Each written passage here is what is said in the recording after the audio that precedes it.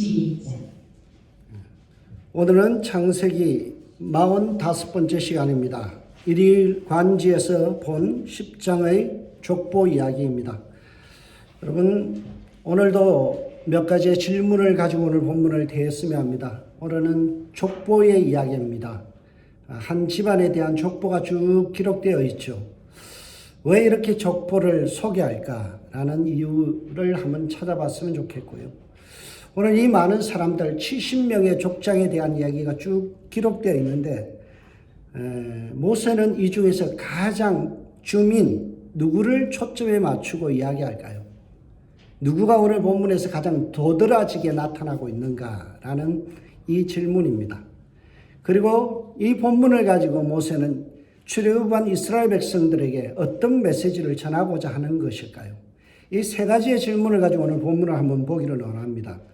10장은 노아의 세 아들로부터 비롯된 세 갈래의 족보에 대한 이야기입니다. 톨레도트라고 했죠. 족보. 야베스에 대해서는 14대의 족보가 기록되어 있고요. 함의 족보는 30대에 걸쳐서 이렇게 기록되고 셈은 26대에 대한 기록을 소개하고 있습니다. 토탈 70명의 족장에 대한 이름이 등장합니다. 왜 이런 족장에 대한 이야기들, 족보에 대한 이야기를 장황하게 설명하는 것일까요? 이름도 어렵고 읽어봐도 별로 은혜가 안 되는 이 내용을 왜 굳이 남의 집 족보 이야기를 이렇게 장황하게 성경에 기록하며 우리에게 소개하는 것일까요? 도대체 집안 자랑하는 것도 아니고 내용이나 상황에 대한 설명도 없이 누가 누구를 낳고 누가 누구를 낳았다. 참 생뚱맞은 그런 이름만 나열된 족보가 무슨 의미가 있을까? 저는 오늘 본문을 연구하면서 처음에는 좀 당혹스러웠어요. 어떻게 이 본문을 가지고 설교할 수 있을까?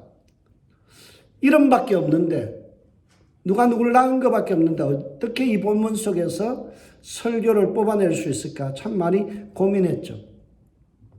그래서 한 가지 묵상하다가 이런 생각이 들었습니다. 틀림없이 이 족보에도 뭔가 핵심 사상, 뭔가 족보 전체를 아우르는 핵심 어떤 단어가 있을 것이다. 또 아이디어가 있을 것이다. 라는 것을 생각하게 됐어요. 여러분, 한자에 보면 일이간지라는 말이 있습니다. 이 말의 뜻은 하나의 이치로 전체를 꿰뚫는다는 거예요. 여러분, 성경 전체를 우리가 구속사라는 하나의 관점을 가지고 전체를 꿰뚫을 수 있죠.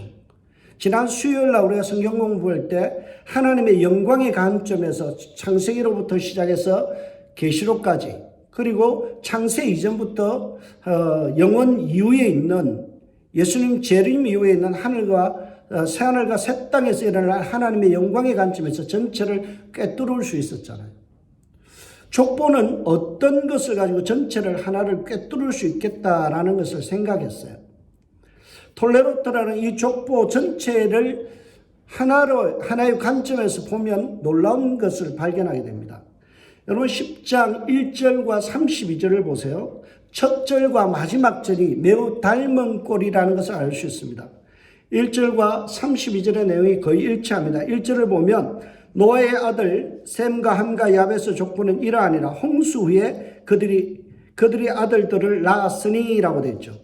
마지막 절인 32절에 보면 이들은 그 백성들의 족보에 따르면 노아의 자손의 족속들이요 홍수 후에 이들에게서 그 땅의 백성들이 나누어졌더라. 1절에 노아의 아들들이라는 표현이 나오고 32절에 노아의 자손, 같은 단어예요. 같은 의미예요. 그리고 1절과 32절에 보면 족보라는 톨레도트라는 단어가 나오고요. 그리고 홍수 후에라는 말이 같이 나오고요. 그리고 나서 이들이 낳았음이라 나누었습니다. 계속해서 갈래를 뻗어나가는 자녀의 생산에 대한 이야기가 설명되고 있죠. 1절과 32절은 일치된 진술을 하고 있어요. 그리고 그 가운데 2절부터 31절까지가 포함되겠죠.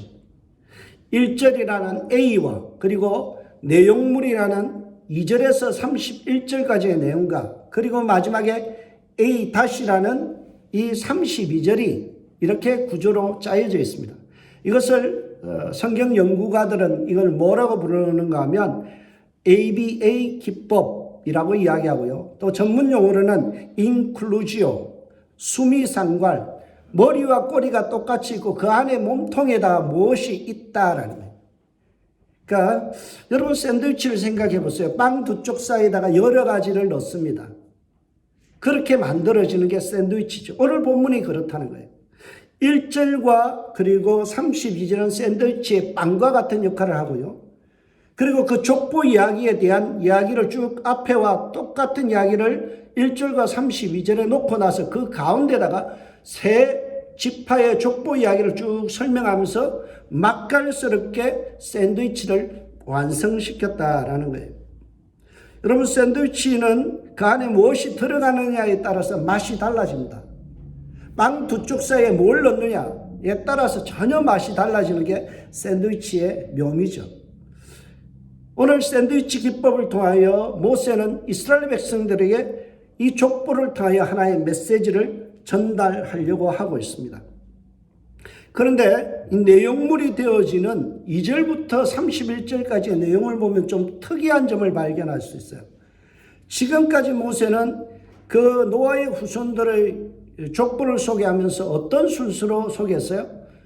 처음에 셈, 그리고 함, 야벳이라는 그 장자 순서로 쭉 설명을 했어요. 근데 오늘 본문에 보면 10장은 그것을 역순으로 설명합니다. 먼저 누구를 설명해요?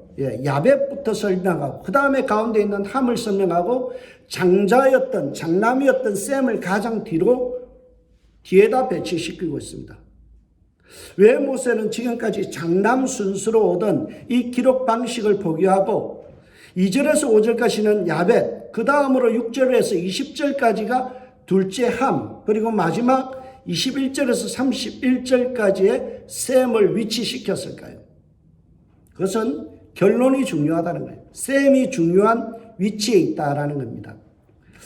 빅터 해밀턴이라는 학자가 오늘 본문을 주석하면서 이렇게 얘기합니다. 셈 자손은 가장 중요한 혈통이기에 가장 마지막에 배치시켰다. 족보를 쭉 이야기하면서 마지막 결론이 누구라고요? 셈 집안을 잘 포커스인 주민해서 보라는 거예요. 그 중에서도 셈 집안 중에서 누구에게 더 초점이 맞춰져 있는지를 한번 살펴보라는 거죠.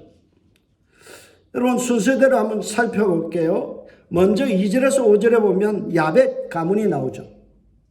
야벳은 어떤 가문인가요?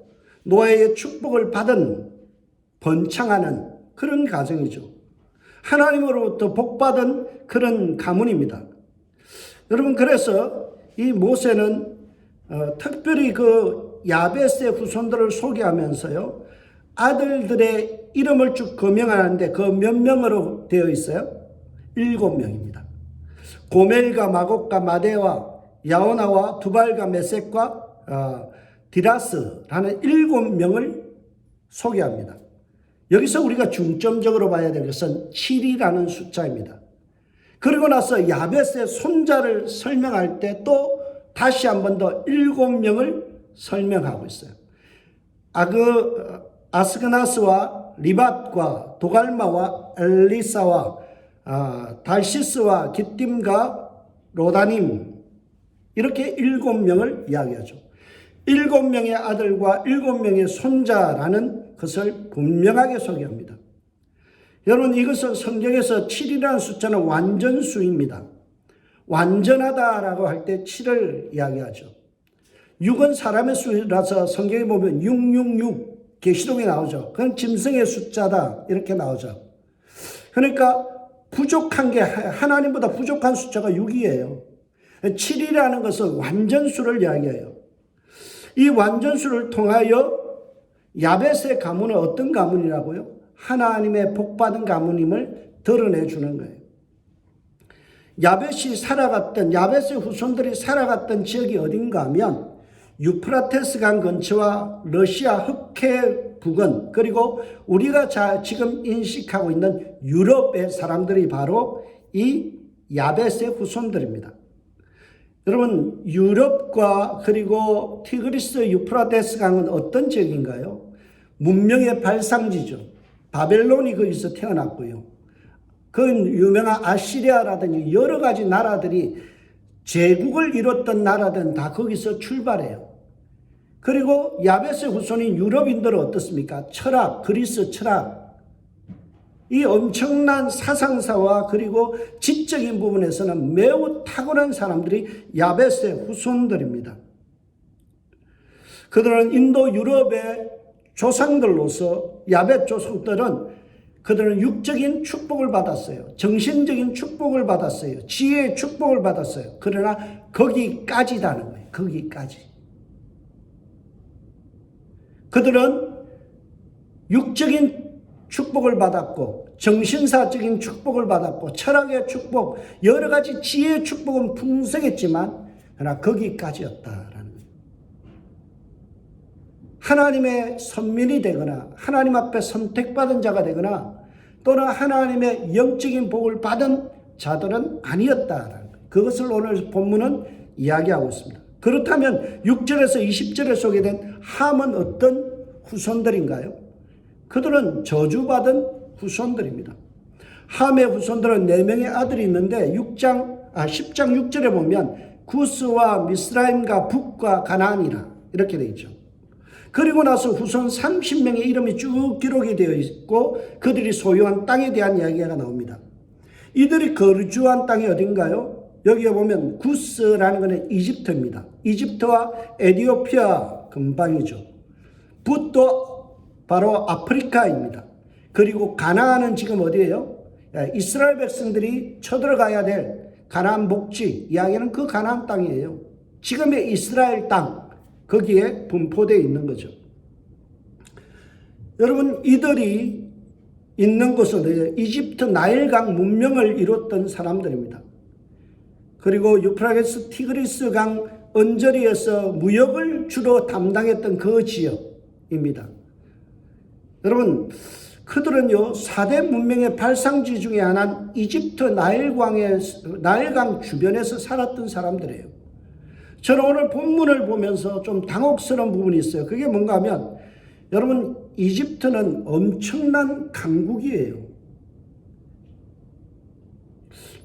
여러분 엄청난 문화의 꽃을 피웠고요. 우리는 왕조가 뭐예요? 5 왕조가 있잖아요. 조선이라든지 신라라든지 뭐 이런 것들이 고려라든지 5 왕조가 있거든요. 근데 이집트는 32왕조가 있습니다. 엄청난 나라예요. 이집트를 우리가 우습게 여길 나라가 아니에요. 문화를 보면요 엄청나요. 피라미드 보세요. 엄청난 문화를 꽃피웠어요. 그런데 성경은 함의 족속들이 저주받은 사람들이다라고 이야기하죠. 물질적으로 그렇게 풍성하고 금이 많고 놀라운 문명을 이뤘던 그들이 저주받았다라는 것이 제 상식으로는 납득이 안 됐어요. 근데 성경을 쭉 읽어보면서 오늘 본문에서 친절하게도 성경은 함의 후손들이 저주받은 자들임이 명백하다라는 것을 드러내 보여주고 있어요. 여러분 우리가 여기서 조심해야 될 것은 어떤 인종에 대한 지금의 차별을 이야기하는 것이 아닙니다. 아프리카인들이 저주의 대상이니까 그렇게 우리가 함부로 다뤄야 된다는 게 아니라 하나님께서 이 스토리를 통하여 이야기하고자 하는 메시지를 우리가 잘 이해할 필요가 있다는 거예요. 그러면 오늘 그 함의 자손들을 쭉 기록해 나가는 과정에서 누가 누구를 낳고 누가 누구를 낳고라는 이런 설명들이 쭉 있는데 유독 한 사람에 대해서는 자서전 그러니까 오토바이오그래피가 기록되어 있어요. 누구에 대한 설명이 되어 있다고. 레주메가 있어요. 프로파일 어떤 프로필이 다 등장하는 내용이 있죠. 그게 8절에서 12절까지의 내용입니다. 거기에 소개된 인물이 누군가요? 바로 니므롯이라는 사람이에요. 이 함의 집안을 대표할 수 있는 사람이 바로 니므롯이에요. 전부 다 어떤 이름을 쭉 기록해 나가다가 갑자기 8절에서 12절에서 니므롯에 대한 프로필을 소개해요. 레주메를 소개해요.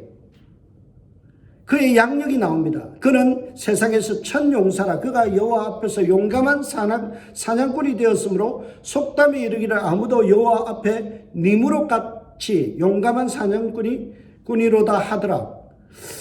그의 나라는 신할 땅의 바벨과 에렉과 악각과 갈레에서 시작되었으며 그는 그 땅에서 아수르로 나아가 니느웨와 르호보딜과 달라와 및 니느웨와 달라 사이에 레센을 건설하였으니 이는 큰 성읍이라. 다른 사람에 대해서 이런 설명이 없는데 함의 집안을 대표하는 사람을 한 사람을 딱 집었는데 누굴 집었어요? 니무롯이라는 인물이에요. 니무롯에 대한 설명을 보면 이것이 바로 함의 가정에 대한 전체적인 어떤 분위기와 그들의 특징을 캐리커처 정확하게 스케치해내고 있다라는 거예요. 니무롯을 보면 함의 자손이 분명히 저주받은 집안임을 우리는 알 수 있어요. 왜냐하면 니무롯이라는 이 뜻이 뭔가 하면 반역자, 내가 반역하리로다 라는 뜻이에요. 그러니까 우리는 그냥 한글 성경을 읽으니까 니무롯이라는 사람의 이름이 그냥 니무로드, 영어로는 니무로드 되어 있고요. 니무롯인데요. 그 뜻은 우리가 반역하리로다. 우리가 하나님에 대해서 반역하는 세력이다라는 거죠. 성경에서 말하는 하나님에 대해서 반역자의 표상이 되는 적 그리스와 같은 인물이 바로 누구냐? 니무롯이에요. 그래서 오늘 본문을 갈대아 번역본에 보면 구스가 또 악에 있어 첫째가는 니무롯을 낳았으니, 니무롯을 어떻게 설명해요? 악에 있어서는 타의 추종을 불허하는 인물이다. 갈대아 번역에서는 이렇게 설명하고 있어요. 악에 있어 첫째가는 니무롯, 하나님을 반역하는 세력의 대표자 니무롯, 또 악한 일이라면 골라서 하는 사람, 악에 있어서는 타의 추종을 불허하는 사람이에요. 그런 자를 하나님의 권위를 무시하여 노아에게 저주를 받았던 함의 가문의 대표자로 소개하고 있어요. 연결시키고 있어요. 여러분, 콩 심은 데 콩 나죠. 니무롯은 하나님의 권위를 대항하여 반역했던 함의 후손답게 계속해서 반역의 역사를 써내려가고 있습니다. 그 역사를 써내려가는 중추적인 인물이 바로 니무롯이라는 거예요. 함 집안 하면 대표자 누구요? 니무롯. 하나님에 대해서 반역하는 사람, 악을 저지르는 사람, 악에 있어서는 타의 추종을 불허하는 사람이에요. 그래서 그것을 좀 더 명확히 하기 위해서 10절에 보면 이 함의 후손들이 살아가는 지역이 어디라고요? 그들의 나라는 바벨에서 시작했다라고요. 그들의 스타팅 포인트, 출발점이 어디예요? 바벨이에요. 여러분, 바벨이라는 뜻은 하나님의 문이라는 뜻이에요. 좋은 뜻이잖아요. 그런데 바벨탑 사건 이후에 성경에서 바벨을 어떻게 해석하는가 하면 그곳은 혼잡하다, 혼잡되다, 믹스드 되었다. 베델과 같이 하나님을 예배하던 곳, 하늘의 문이 있는 곳, 그것이 바로 바벨이라는 지역이었는데 그들은 우상 숭배를 통하여 온갖 혼잡을 일으켜 하나님 앞에 반역하고 하나님을 대적하는 무리들이 그곳에서부터 시작했다는 거예요. 그래서 그들의 사는 터전을 설명하면서 뭐라고요? 그들은 바벨에서 시작했다. 그들은 나중에 결국에는 하나님 앞에서 혼잡하게 되고 영적으로 타락하는 민족이 될 것이다라는 것을 이야기하죠. 그럼 이 사실을 좀 더 정확히 밝히기 위해서 모세는 니무롯을 몇 가지 단어를 사용하여 함축적으로 설명합니다. 니무롯에 대한 프로파일. 여기 보면 레주메가 어떻게 이야기합니까? 양력을 보면요. 그는 니무롯은 세상에서 첫 용사라라고 되어 있죠. 용사라는 말은 우리 번역에서는 적합하지 않은 번역이에요. 정확한 번역은 폭군이에요. 폭군. 폭군이 어떤 사람이에요? 폭력주의자. 겉으로는 용사 같지만 내면은 본성이 폭군이 있는 거예요. 폭력성. 모세는 이어서 니무롯을 어떤 사람으로요? 용감한 사냥꾼이다라고 소개합니다. 영어 성경을 보면 이 단어가 용감하다라는 말을 어떻게 번역했는가 하면 mighty, 전능하다라는 뜻으로 설명합니다. 여러분, 니무롯에 대한 성경의 언급이 4번이 나오는데 거기마다 나오는 단어가 mighty예요. 전능하신. 여러분, 마이티에 대해서 성경은 누구에게만 적용된다네요? 전능하신 하나님이잖아요. 그런데 니무롯은 하나님이 전능하시다는 것을 드러내는 게 아니라 자기가 전능한 존재라는 것을 드러내고 싶어 하고 자기를 하나님과 같은 위치에다 놓고 싶은 거예요. 하나님을 모방하는 거예요. 이게 바로 전형적인 사단이 하는 일이죠. 여러분, 사단이 아담과 하와를 꼬신 때 어떤 미끼를 썼어요? 너희가 하나님같이 될 수 있다. 하나님을 모방할 수 있다는 거예요. 전능해질 수 있다는 거죠. 여러분, 사단은 예수님이 40일 금식했을 때 나타나서 무엇으로 유혹해요? 하나님의 말씀을 모방해서 유혹해요. 구약 성경을 하나하나 뽑아서 그것을 가지고 유혹해요. 공격해요. 하나님의 말씀을 모방해서 변개시키는 것이 이단과 사단이 하는 일입니다. 그리고 나서 자신을 마치 전능한 하나님인 양 사단은 의시되죠. 세 번째 유혹을 할 때 뭐라고 그래요? 천하만국의 영광을 보여주면서 내게 절하라, 그렇게 이야기해요. 여러분, 천하만국의 영광은 사단에게 있는 게 아니에요. 오직 하나님께만 있는 하나님의 전유물이에요. 근데 사단이 뭐라고요? 그거 나도 있어 라고 이야기하죠. 그리고 뭐라고요? 나에게 절하면, 거기에 타협하면 내가 천하만국의 영광을 너에게 주겠다 그러죠. 줄 수 없는 것을 줄 수 있다라고 거짓말 하잖아요. 변개하죠. 이것이 바로 이 니무롯을 비롯한 이 사단이 하는 전형적인 그런 교만한 극치의 모습입니다. 그리고 그들이 큰 성읍을 차지하고 있습니다. 그들은 큰 문명을 일으키고 큰 도시를 소유하고 있죠. 여러분, 세상적으로는 그들은 부러울 게 없는 자들입니다. 큰 성읍이 있죠. 예, 그리고 자기 스스로가 마이티라고 할 수 있는 만큼 강력한 힘과 전능성을 모방할 수 있을 만큼의 문화와 힘을 가졌어요. 그러나 니무롯의 본질은 바뀌지 않는 거예요.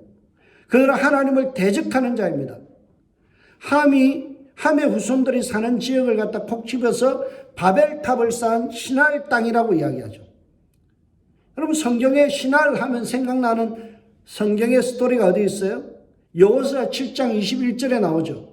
아이성의 전투, 이스라엘 백성이 출애굽해서 이제 가나안 땅에 들어갈 때 여리고성을 함락하고 나서 그 다음 성 아이성을 쳐 부수다가 실패해요. 왜 실패했나요? 예, 그곳에 아간이라는 사람이 범죄를 했는데 무엇을 하나님께서 그 물건에 손대지 말라, 불살라버리라 그랬는데 거기서 좋은 걸 하나 훔쳤어요. 그게 뭐가 나와요? 시날산 외투 한 벌, 메이드 인 시날. 하나님의 말씀에 대해서 반역하고요, 하나님께서 명령하신 것에 대해서 거부하고 거절했던 그 대표적인 물건을 콕 집어서 시날산 외투, 메이드 인 시날이라고 이야기하죠. 성경에 보면 훗날에 이스라엘 백성들을 끊임없이 괴롭혔던 아수르라든지 이런 사람들이 다 니무롯의 후손들입니다. 특별히 요한계시록 17장에 보면 하나님을 대적하는 가증한 무리들을 붉은 짐승에 비유하는데요. 그들을 뭐라고 불렀어요? 붉은 짐승 또는 큰 바벨론이라고 부르죠. 큰 바벨론. 여러분, 여기 있는 함의 후손, 특별히 니무롯이 살아가는 지역이 어디라고요? 어디서부터 시작했다 했어요? 바벨론에서.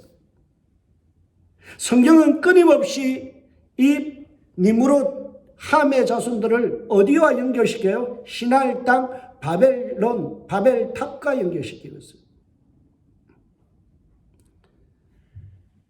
함의 후손은 바로 전형적인 하나님을 대적하는 적 그리스도의 세력이며 하나님을 향하여 공격하고 반대하며 적대적인 말을 끊임없이 쏟아대는 무리들이 바로 함의 후손들이고 니무롯입니다. 사단은 거짓의 압이다라고 밝히죠. 적 그리스도는요, 거짓된 혀와 말로서 거짓말을 가지고 사람들을 현혹시키고 유혹합니다. 이 사실을 강조하기 위해서 모세는 10장에서 두 개의 핵심 단어를 사용해요. 10장과 11장에 연결되어 있는 핵심 단어 두 가지가 있는데요. 하나는 각 지파에 대한 설명이 나오는 5절과 20절과 31절에 보면 어떤 단어가 나오는가 하면 에레츠라는 히브리가 나옵니다. 그 말은 땅, 지방 그런 뜻이에요. 여러분 여기에 보면 에레츠라는 말은 땅을 의미하는데 흙을 의미하지 않아요. 하나님께서 흙으로 사람을 만드셨던 그 아다마라는 단어를 사용하지 않고 에레츠라는 말을 사용합니다. 에레츠는 우리가 살아가는 터전 그런 뜻이에요. 땅 위에 우리는 걸어다니면서 삶을 살아가죠. 이게 터전이에요. 무대예요. 무대가 중요하다는 거죠. 여러분 함의 자손들이 삶의 무대를 어디에 설정했어요? 바로 바벨론 신할 땅이라는 거죠. 그들이 살아가는 터전이 중요하다는 거예요. 환경이 중요한데요. 또 한 가지가 뭐냐면 그들이 그 땅에서 내뱉는 말이 무엇이냐라는 거죠. 언어, 랭귀지 이런 거예요. 여러분 5절과 20절과 31절에 땅이라는 단어와 그리고 말이라는 단어에 해당하는 라숀이라는 단어가 함께 나옵니다. 모세는 족보 이야기를 하면서 뼈대에 있는 두 가지의 단어를 설명해요. 하나는 뭔가 하면 에레츠, 무대, 너의 삶의 땅에서, 그리고 나서 라숀, 너희들이 어떤 말을 하고 살아가느냐 이거예요. 여러분 성경에서는 죽고 사는 것이 어디에 달렸다고요? 혀의 권세에 달렸다고 하죠. 우리가 말을 하는 것은 참 중요합니다. 말은 인격이에요. 말은 신앙이에요. 그래서 우리 신앙 고백이잖아요. 사도신경이 뭐예요? 신앙 고백이에요. 입으로 하는 고백이에요. 여러분이 살아가는 삶의 현장에서 어떤 것을 고백하며 어떤 말을 하고 살아가는지가 그 사람의 정체라는 거예요. 말은 생각 속에서 흘러나옵니다. 내가 이미 생각했던 것이 여과 없이 그냥 흘러나오는 거예요. 그러니까 그 존재는 뭐예요? 말을 보면 알 수 있는 거예요. 죽고 사는 것이 혀의 권세에 달렸다고 그랬죠. 말에 허물이 없으면 그는 온전한 사람이라. 성경은 끊임없이 우리가 살아가는 터전 속에서 집에서 가정에서 직장에서 어떤 말을 내뱉고 사느냐 그거에 관심을 두는 거예요. 여러분 바벨탑을 설명하기 시작하는 11장 1절에서 9절에 보면 그 단어가 다시 나와요. 라손이라는 단어와 예레츠라는 단어가 다시 나옵니다. 그러니까 이 예레츠와 라손이라는 이 단어, 무대와 땅이라는 단어와 그리고 언어라는 말이라는 단어를 10장과 11장에 공이 사용하여서 그것을 엮어서 하나로 컴바인시키고 있어요. 그래서 10장의 땅과 말에 대한 이야기는 11장의 바벨탑 사건과 연결점이 되어지는 전조예요. 여러분 지진이 일어날 때 되면 전조현상으로 뭐가 쥐들이 다 도망간다 그러죠. 이게 전조현상이잖아요. 마찬가지로 10장은 무엇을 이야기해요? 족보 이야기를 통해서 전조를 보여주는 거예요. 말이 중요하다는 거예요. 10장 2절에 보면 콜 하아레츠라는 온 땅이라는 단어가 나오고요. 11장에도 온 땅이라는 단어를 연결시켜요. 이런 장치를 뭐라고 이야기하면 에쿠메네라고 하거든요. 에쿠메네라는 것은 공통 분모를 제시하여서 A와 B가 연관이 있다는 거죠. 이것이 마치 톱니바퀴 물려서 돌아가듯이 꽉 이것이 아구가 맞아 돌아간다는 거예요. 이걸 에쿠메네라고 하는데요. 10장과 11장에 이 내용들은 에쿠메네, 무엇과 무엇으로 맞물려 있어요? 땅과 언어라는 거예요. 그래서 바벨탑의 마지막에 저주가 뭐예요? 언어를 혼잡케 하는 거예요.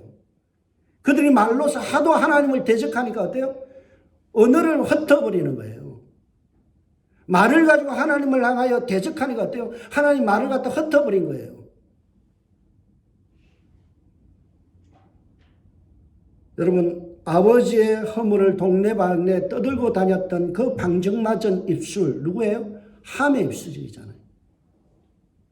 그 함의 후손들이 신할 땅 삶의 무대에서 어떤 말을 하고 있어요? 여러분 하나님의 권위를 무시하는 이야기를 해요. 11장 2절과 3절을 보세요. 11장 2절과 3절. 시나이 땅에서 함의 후손들이 뭐라고 이야기하는지 보세요. 거기에 보면 서로 말하여 자, 또 말하되 자. 우리가 뭘 하자라는 걸 let us. 성읍과 탑을 건설하여 그 꼭대기를 하늘 내에 닿게 하여 우리 이름을 내고 온 지명에 흩어짐을 면하자. 여기서 우리가 눈여겨봐야 될 게 그의 입술이 방정이라는 거예요. 함 할아버지가, 자기의 조상 함 할아버지가 아버지의 허물을 온 동네방네 떠들고 다녔잖아요. 사적인 공간, 집안에서 텐트 안에서 실수한 걸 밖에 나가서 퍼블릭 에어리어에 가서 막 외고 다녔어요. 할아버지의 함이. 그 손자들이 뭐라고 이야기해요? 자, 우리가 서로 말하되 또 말하되 뭐라고요? 우리 이름을 내자. 하나님의 영광과 하나님의 이름을 내자가 아니에요. 그들은 이번 교만의 극치를 달리고 있습니다. 경박한 입술을 놀렸던 함의 후손들답게 그들은 경박한 입술로 뭐라고요? 하나님의 영광을 찬탈하면서 우리 이름을 내자는 거예요. 하나님의 영광의 이름을 내고 하나님의 이름을 높이자가 아니라 자기들의 이름을 내고 흩어짐을 면하자. 콩 심은 데 콩 난 거예요. 말로서 끊임없이 하나님을 대적했던 그 할아버지의 모습이 손자에게 크레센도 점점 강하게 나타나서 발전적으로 일어나는 거예요. 삶의 현장에서 아버지 함이 함부로 입을 놀리는 그 결과가 뭐예요? 어떻게 됐나요? 자식들, 손자들 입에서 경망스러운 발언들로 굳어져 가는 거예요. 참 무서운 교훈입니다. 오늘 내 삶의 현장에서 내가 어떻게 말하는가, 이게 참 중요하죠. 이스라엘 백성들의 출애굽기를 보면 어떤 내용이 있나요? 다 보면 원망하고 원망하여 원망하되 가로되. 원망의 말을 끊임없이 쏟아내는 게 뭐예요? 이스라엘 백성들이에요. 모세가 지금 이 이야기를 가지고 뭐 이야기할까요? 경망스러운 입 좀 닫아라는 거죠. 하나님을 향하여 함부로 내뱉는 그 남의 허물을 들추는 가시거리를 씹어대는 함과 같은 짓 그만해라는 거죠. 하나님께서 세운 거리자에 대해서 너희들 함부로 평가하는 거 그거 좀 스탑해라는 거죠. 왜 자꾸만 원망하냐? 입으로 범죄하냐? 함의 후손이냐 너희들이? 지금 이걸 묻는 거예요. 내 삶의 현장에서 내가 어떻게 입을 놀려서 말하느냐가 나와 내 자손들의 미래를 결정한다는 거예요. 입을 잘못 놀린 함의 후손들은 비록 강성할지라도 결국 하나님을 대적하는 입술로 굳어져서 결국 뭐예요? 너희들은 저주받은 백성이 명백하다는 거죠. 그래서 니므롯을 설명하는 내용 속에 독특한 표현을 하나 집어넣었어요. 그게 뭐예요? 10장 9절에 넣죠. 하나님 앞에서, 하나님 앞에서. 우리가 잘 아는 단어가 뭐예요? 하나님 앞에서? 우리가 잘 알잖아요. 코람데오, 하나님 앞에서, 하나님 앞에서. 여러분, 우리의 존재는요, 하나님 앞에 서 있다는 걸 기억해야 돼요. 내가 말을 할 때 하나님 내 앞에서 서서 들으신다는 거죠. 내가 누구를 평가할 때 하나님은 그것을 듣고 계신다는 거예요.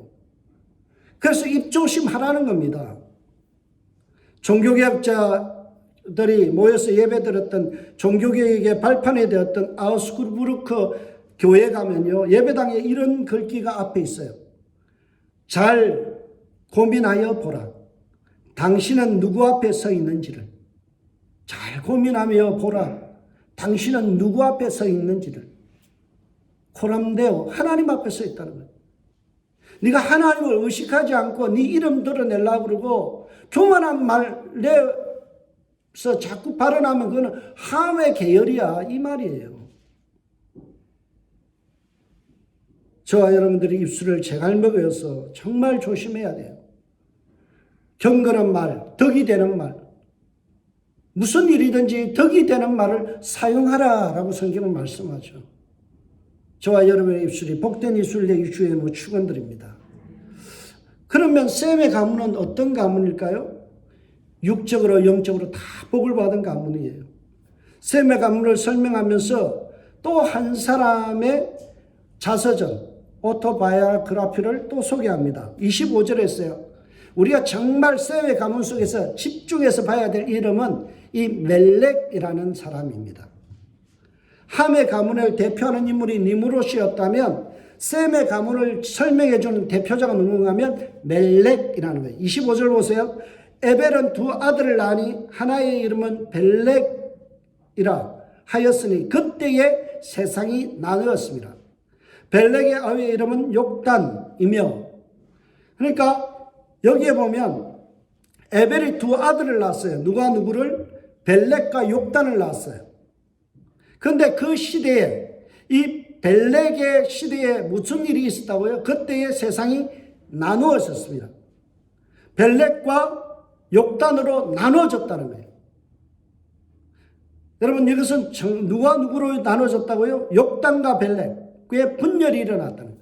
정확히 번역하면요, 분열이 아니라 구분이 일어났다는 거예요. 욕단의 가문과 벨렉의 가문이 서로 구분되었다. 이 말은 다른 말로 하면 어느 한 사람이 선택을 받았다라는 의미예요.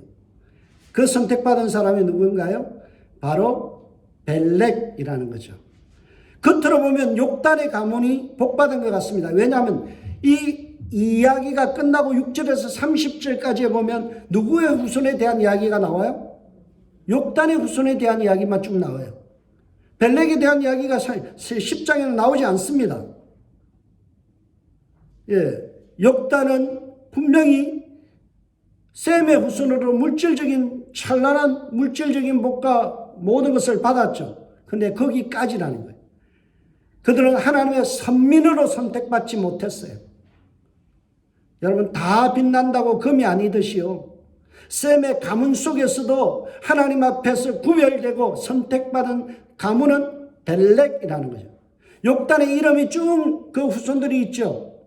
그러나 그들은 정금 같은 미움을 소유했던 가문들에는 들지 못했어요. 왜냐하면 성경은 욕단과 벨렉을 구분하기 때문에. 벨렉은 어떤 집안인가요? 이것을 풀이하는 내용이 11장 16절에서 32절에 나와요. 바벨탑 사건 이후에 마지막으로 족장에 대한 아브라함의 이야기를 갖다가 하기 전에 16절에서 32절에 누구 이야기를 해요?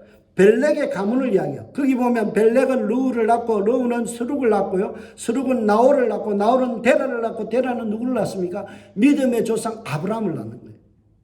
하나님께서 창세기 12장부터 누굴 선택해요? 믿음의 조상 아브라함을 선택하시는 거예요.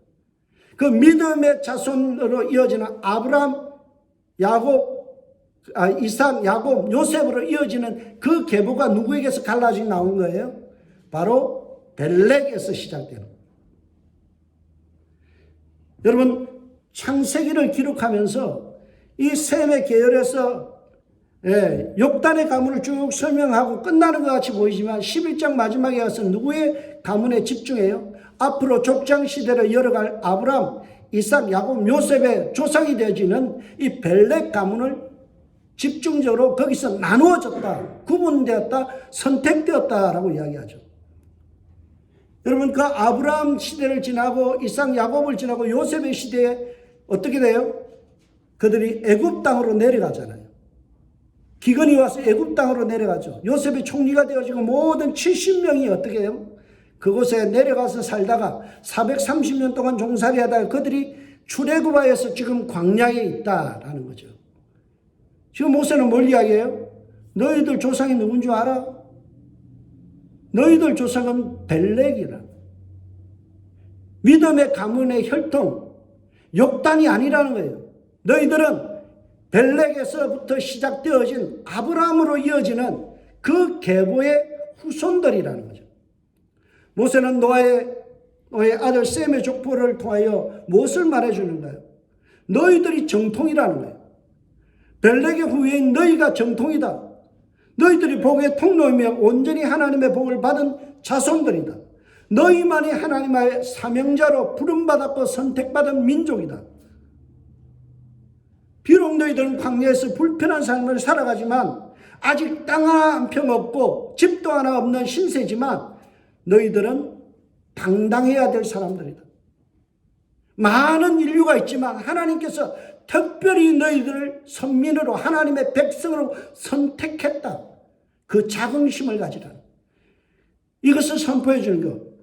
그러니 너희들은 기표고 당당하게 가나안 땅에 들어가서 하나님이 주시겠다는 그 땅을 차지하라. 하람이라는 이 영적 전쟁, 거룩한 전쟁을 통하여 겁먹지 말고 그 땅을 정복하라. 그래서 19절에 보면 함의 후손들이 진치고 있는 땅에 대한 경계가 쭉 나옵니다. 바운더리, 너희들이 앞으로 차지해야 될 땅이 어디냐? 그 저주, 하나님이 주신 복, 지혜를 가지고 하나님을 반역하는 세력들을 완전히 썰어내고 너희들이 가나안 땅에 들어가서 그곳에서 어떻게 하라고요? 하나님의 나라를 세우라는 거예요. 거룩한 도시를 만들라는 거죠. 이제 너희가 그곳에 들어가서 하나님의 땅으로 만들어라.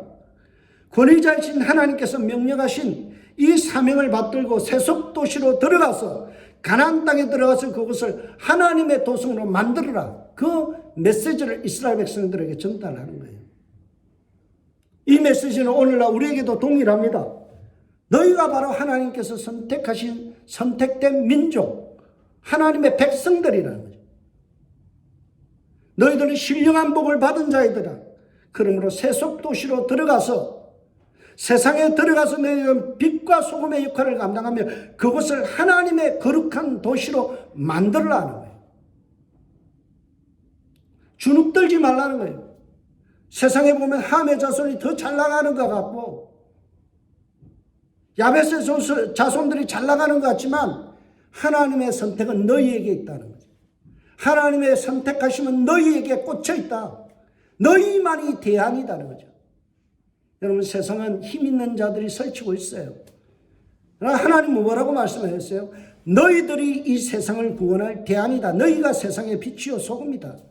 교회가 대안이라는 거죠. 교회만이 빛이고 소금이라는 거죠. 그러므로 너희가 세상에 나가서 빛의 자녀들처럼 의로움과 착함과 거룩함을 세상에 보여줌으로 그곳을 거룩한 도시로 회복시켜라는 거죠. 사랑하는 성도 여러분, 여러분들에게 제가 도전합니다. 이 한 주간 세상을 향하여 나아갈 때 여러분이 가는 곳마다 하나님의 도우심 속에 승리가 있기를 축복합니다. 하나님께서 우리만을 선택하셨어요. 내 가정의 제사장으로, 내 직장의 제사장으로, 내가 있는 그곳에 내가 빛이요 소금으로 하나님께서 세우셨다는 거예요. 그러면 당당해야 돼요. 나만이 이 세상을 구원할 하나님의 선택받은 사람이다. 이 자긍심을 가지고, 이 거룩한 자존심을 가지고 세상에 나아가서 승리하는 저와 여러분들 되시길 주의 이름으로 축복드립니다. 기도하겠습니다.